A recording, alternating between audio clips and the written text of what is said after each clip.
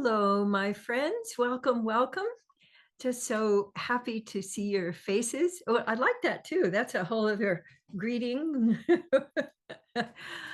ah, it was occurring to me today that with loops and scoops, I wanted to focus more on creating a bigger space for your awareness and for my awareness. One of the things that happens in fear is that we get more of a tunnel vision. We shut out various things, and just as physiologically, we're prepared for fight or flight or falling over and playing dead. And when we can start mobilizing our attention, my sense is that one of the things that it does is actually create not only what people call situational awareness, but it literally gives you a chance to experience being where you are rather than being up in your head and talking to yourself and being scared. So what I wanted to invite you to do with your loop of awareness is to first let yourself surround you, kind of like I was washing a big comforter yesterday and getting it out of the dryer, had this, it was this big. So I was wanting you to imagine that your attention has that kind of substance that you can wrap around you. And what would it be like to wrap your own attention around you and feel surrounded by your own loving attention? This is what I've experienced with all of the craziness where I live in California over the last week. I was realizing that and I'm imagining other people were getting more back into our caves. And so surrounding yourself, like being cuddled up with your own attention. So you could also do that with some love scoops, is just, gather up some attention, and let it surround you. And letting yourself actually feel, oh, yes, here I am. And as I'm doing that and I'm talking, I can actually feel the vibration of my voice, not just down through my chest, but I can feel it in my arms and in my fingers. So what I'm actually experiencing is that my vibration is moving more in my body. So what I want to invite you to do as you're cuddling yourself up, I'd like you to create a sound. It could be a It could be just talking to yourself about what you're experiencing. And I'd like you to just notice if you're feeling the vibration. So when I can feel that kind of streaming vibration. And what that allows me to do is to spread out my awareness rather than, sucking in like through a straw, letting myself, ah, ah. And as I do that, I can feel my breath slowing.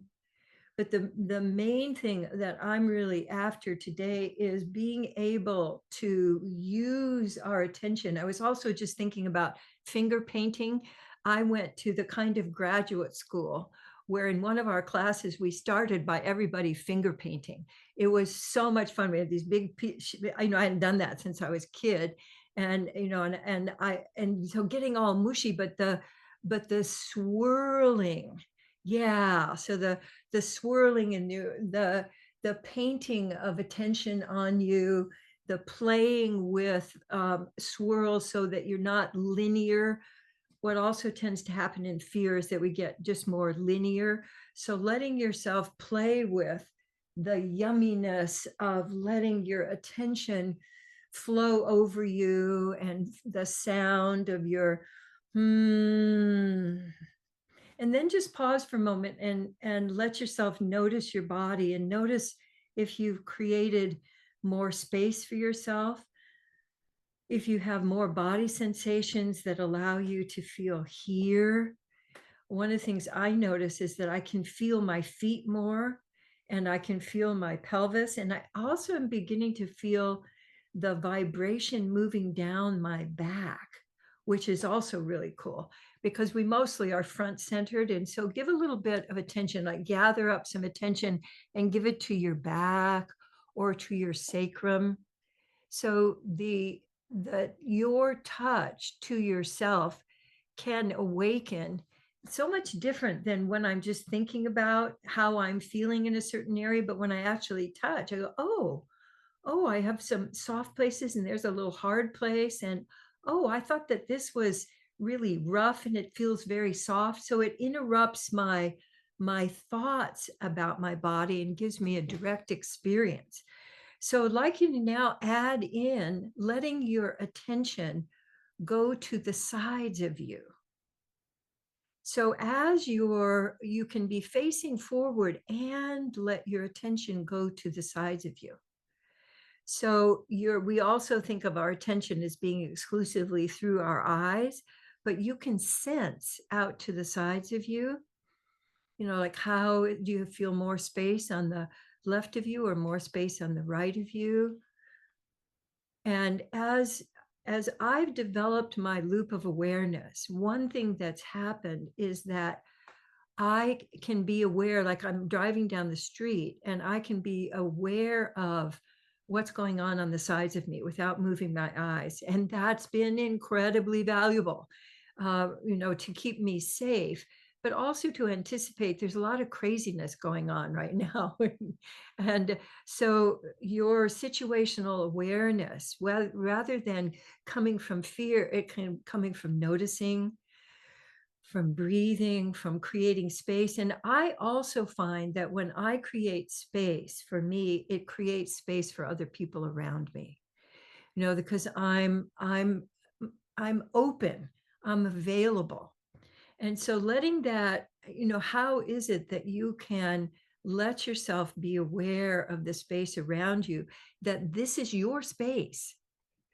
So one of the ways to create safety for you is to let yourself occupy your whole space.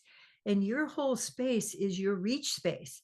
So take a moment also to let yourself reach around you. I have one of these great chairs that shifts. So yeah, reaching around you.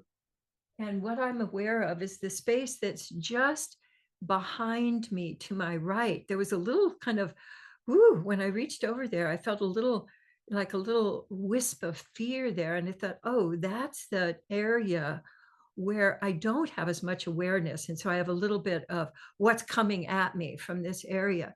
When you are reaching and playing with this, you can also be aware of how you are occupying this space and how you are feeling what's coming at you, because it's really a dance between your presence and the presence of others. And then again, let yourself just pause and notice how this play has influenced your presence. So, one of the big things that was just occurring to me is that when I'm in fear, and when all of us are in fear, we tend to move less.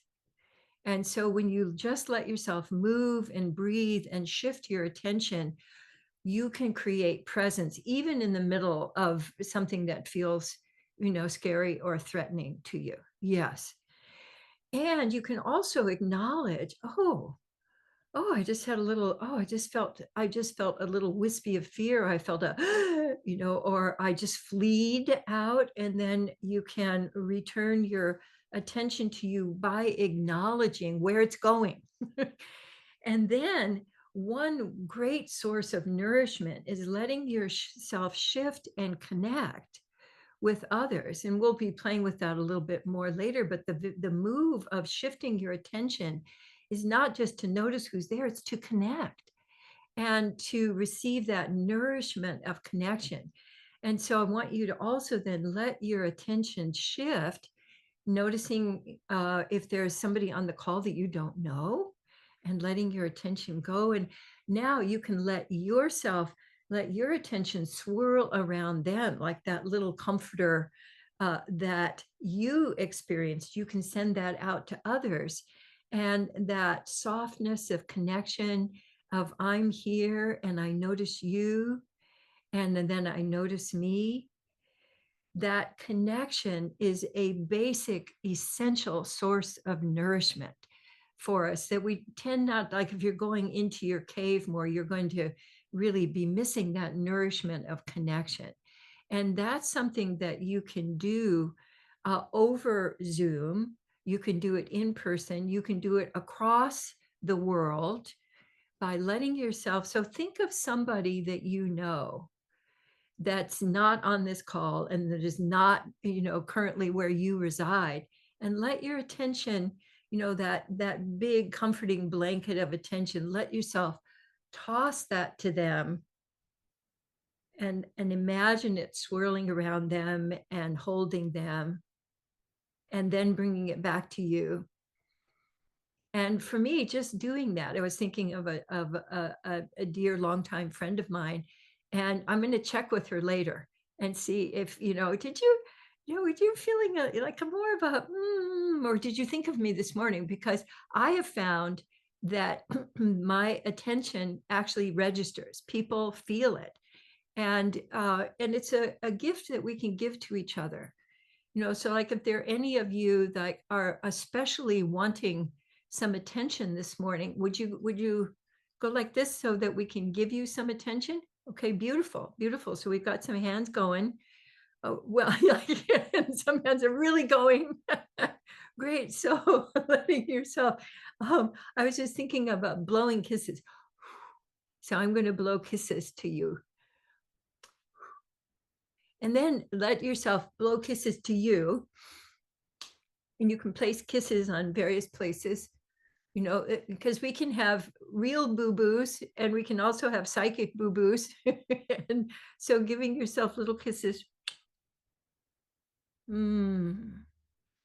Yeah, beautiful, beautiful. And then more of kisses for people who wanted attention. And I want you to let yourself receive. So take it in and mush it in anywhere that you're wanting to feel that. You're like, I'm noticing my knees are going, oh, thank you. Feeling the warmth of my touch. Yeah. So one thing that we can do, regardless of what is going on in the world, is we can ground ourselves in sharing attention, connecting with each other, appreciating you all, appreciating what's going on for you. So those of you who were wanting attention, check in and see if that has opened and filled your reservoir a little bit, that you can keep adding to today. Yeah, beautiful. So now I want to have us play with our card for today. And I'd love for you to let your attention go out into the collage and seeing where it lands. This one has a lot of texture to it. And as I'm looking at it, and then bringing it back to you and noticing particularly what are your body sensations and your breath, what's happening with your breath as you're looking at the card, and then bringing your attention back to you. And let yourself continue doing that, going into the collage and then back into you. And let me read to you first the sentence. I commit to reveal and not conceal by expressing my authentic experiences, even under duress. Even under duress. So I'm going to say that once more. You might have noticed your attention stopped at a place, so you could let it start moving again. I commit to reveal and not conceal by expressing my authentic experiences, even under duress. And then the question, which I love, how freely can I choose revealing over concealing? How freely can I choose revealing over concealing?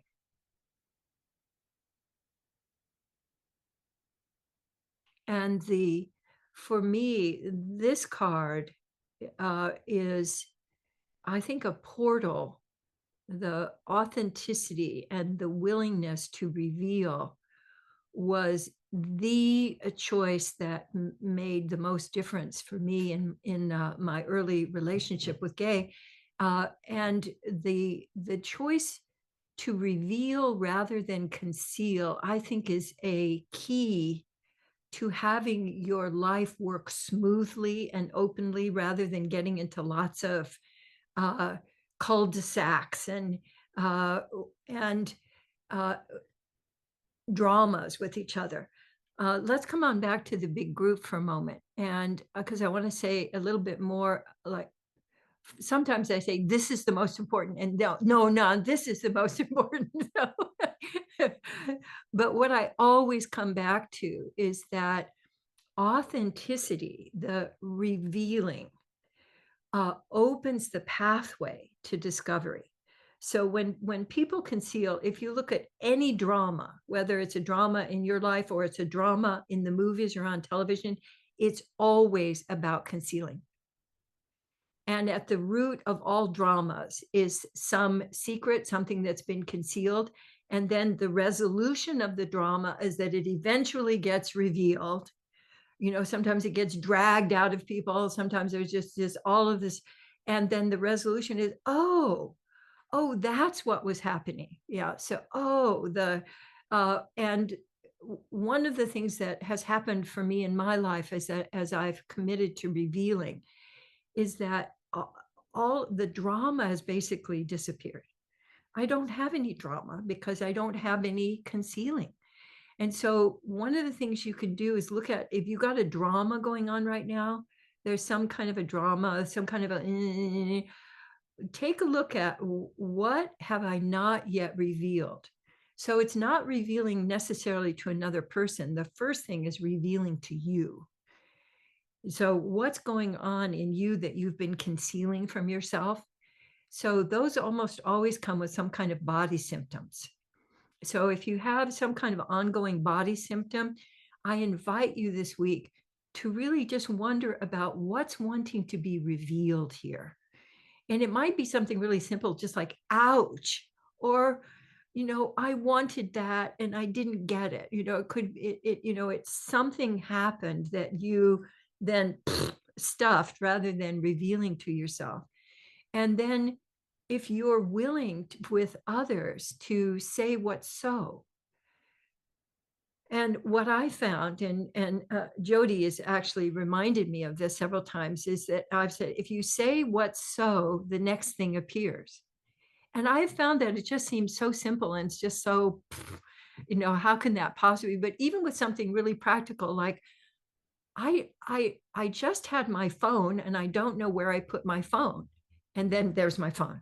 I mean, it just happens over and over again where, I'll open something, oh, and there it is. Or I don't know what to do right now, or I feel confused. And then things clear up. So revealing is, it's like that flow of attention that we were just playing with, that it opens up space and it may bring up some more fear, because the reason that we don't reveal is mostly some fear. They're going to get mad at me, or I'm going to get in trouble, or I'm going to have to give up being right, or there's something in there. So it's not as if that's going to be a ta-da, but I find it this a pathway to ease, to revealing my next step, to being with me in a way that's loving, revealing.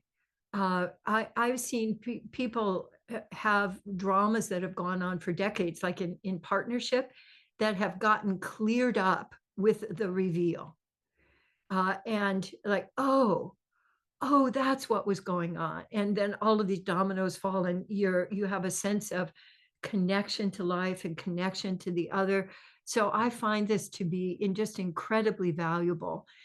So I wanted to focus on that today, because there's so many secrets and not revealing going on. So I choose to be a source of authenticity, because also when I'm being real, I become safe.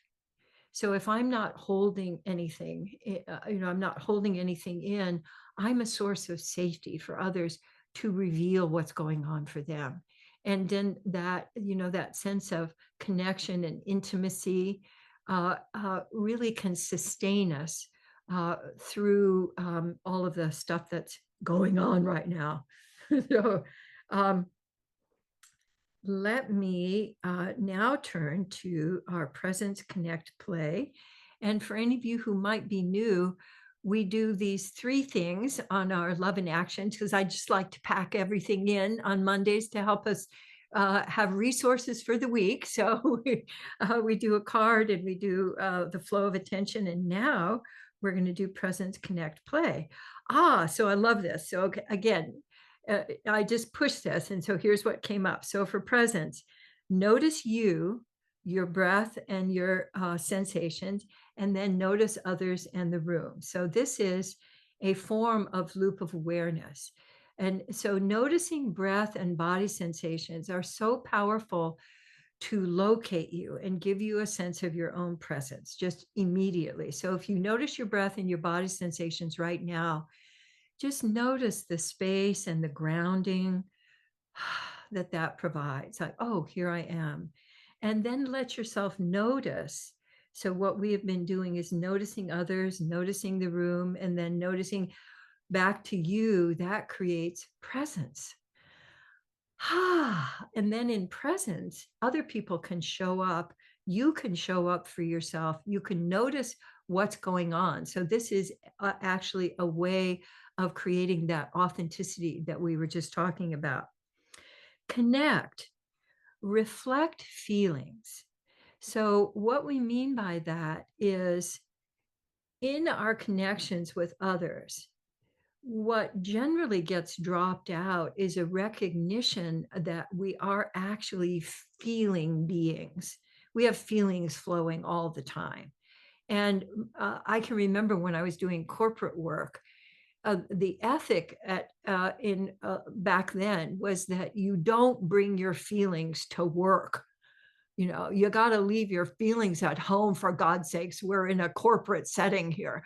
And so a lot of, yes, the box that creates for people, a lot of what I did when I was in corporate world was to connect executives and teams with their feelings, because they don't realize that your feelings are like, those are your neural pathways for getting information. They come through your feelings. And if you cut off your feelings, you cut off your intuition, your creativity, your ability to connect with others, to invite others.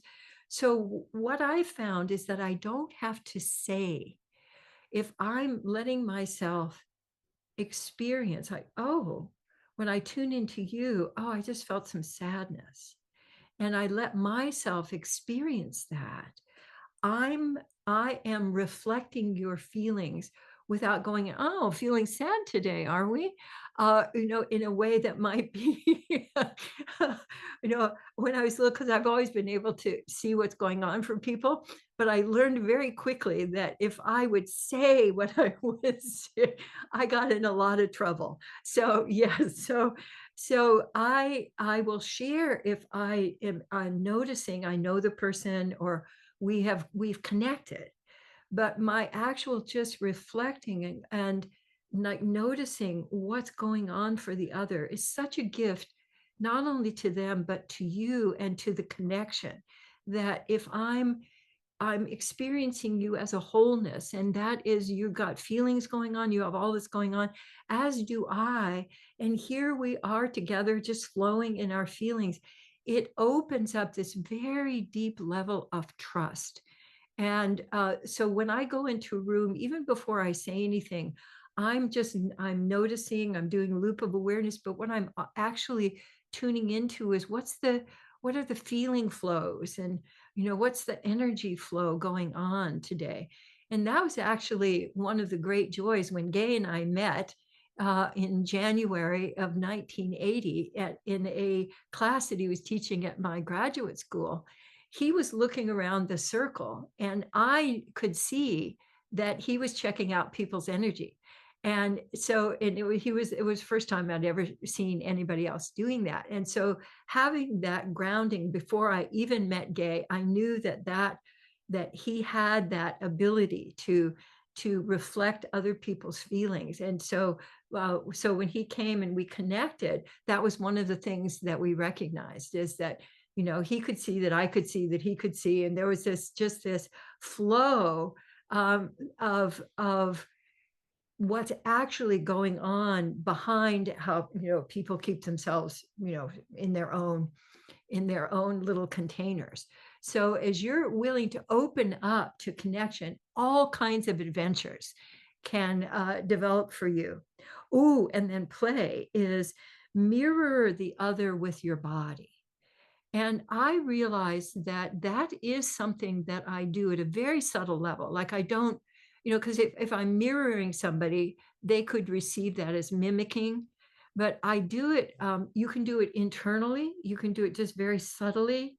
And when you mirror, you not only are making that connection, but you're opening up the next level. Like you can then open your shoulders and then, you know, just as you're talking to the other person, and then that element of play and going with what's wanting to happen opens up just a much deeper flow of nourishment between you and the possibility of play. And of course, I do this all the time. I haven't been in an airport in a long time, but that was my that was my play when I was in the airport. Going, I would just mirror back. I'm going down the walkway, and I'm just mirroring, especially with kids, you know, because you know, and we'd just be playing. So we'd pass each other, and we'd be looking at each other and still doing stuff as we were going, you know, on down the walkway. And so it changes life from, you know, I'm marching to my next thing that I have to do, and turns it into play. And so for me, presence, connect, play can replace drama and can replace the, you know, the who said what and who gets to be in charge and power over, rather than this is power with, when you presence, connect, play. And so this is what I've been advocating, and I'm going to continue advocating, that the world can really benefit from presence, connect, play, but you get to benefit because as you're doing it, you get this experience of expansion and connection and love for you and what's next, and you can be with whatever is arising with resourcefulness. So that's our play for today, for now. And thank you so much. I feel so. Take a moment to just notice. I feel expanded, and I feel happy. And I have a cat over here on the couch who is just. She's in bliss face. So that's how you can always check out if you have animals and they want to come to where you are. You know you're doing well. So I'm going to take my leave for the moment, and please stay and play for as long as you like. And until next time, mwah, much love. Bye now.